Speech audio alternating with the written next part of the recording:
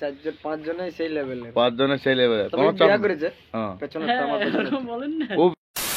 Hey guys, good morning. সকাল সকাল এখন ঘুম থেকে উঠে গেছি, এককুঞ্জা গ্রাম চলে এসেছি। কালকে আমাদের ছিল সরবড়ি গ্রামে, সরবড়ি থেকে এখানে চলে এসেছি আমরা এককুঞ্জা।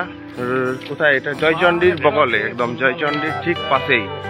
আর এখন সকাল সকাল উঠে চান করতে চলে আসি। তো চান করতে এসেছি, বারান্দার খুঁজে পাচ্ছি না, এইদিকে যাচ্ছি না ওইদিকে যাচ্ছি না, তারপরে এই রাস্তায় বসে এখন এই বান্ধায় এসে পৌঁছে গেছি এই সাইডে।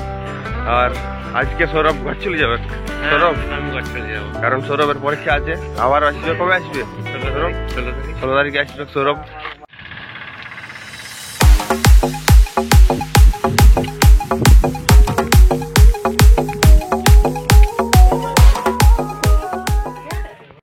এই সিজন সরস্বতী পূজার এইখানে কিন্তু সব থেকে বড় প্রতিমা।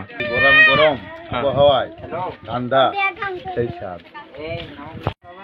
রাত জেগে গলা ফুলে আছে, তাও কিন্তু আমরা আইসক্রিম খাতে ছাড়ি নাই, কারণ এই গ্রীষ্মে কাজ করতে হলে কিন্তু একটু এনার্জি দরকারি, তাই ওই জন্য আইসক্রিম।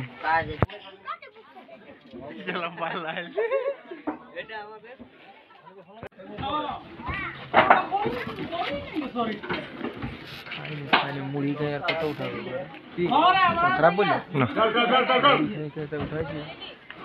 এখন সময় 2:05, আর আজ আমাদের এখন এই সেট আপটা মোটামুটি কমপ্লিট।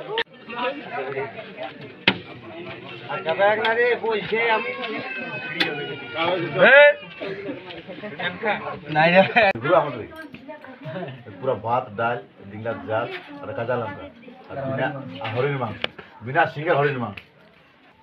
তো আমরা মোটামুটি এখন হালকা করে খাওয়া দাওয়া করে এককুঞ্জা গ্রামে লাউ মাচার তলে শুয়ে পড়েছি। কি মাচা? লাউ মাছ। দেখা দেবো সেই লেভেলের পাঁচজনের সেই লেভেলে। ও বিয়া করেছে, ওকে থেকে বোঝা যায় যে ছেলেটা কত পাল্টে যায় বিয়া করলে। লোকে বলে শুনেছিল ওর কাছে বিয়া করলে পাল্টে যায়। এই মালটা পদে বিয়াকে দেখে নিলি, বিরাট চেঞ্জ। একদিন শুন তাহলে কি হয়েছে। রাতে আমরা আসছি মোটামুটি কোন জায়গায় বুক চলে আসছি, কোথায় বললে রে? সালোয়া বুক চলে আসছি। এই বেটা প্রতিদিন আমার সঙ্গে মঙ্গলপুর যায়, ঘুমায়, বিয়া করেছে।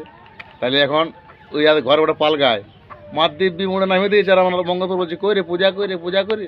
তখন বলছি তুমি জানিস না ও বিয়া করেছে? বলে ও, তাহলে বলে ঠিক আছে, তাহলে আর কোনো বলছি না। এবার একেবারে দেখা সেই ধুমধড়াক্কা বেশের সঙ্গে।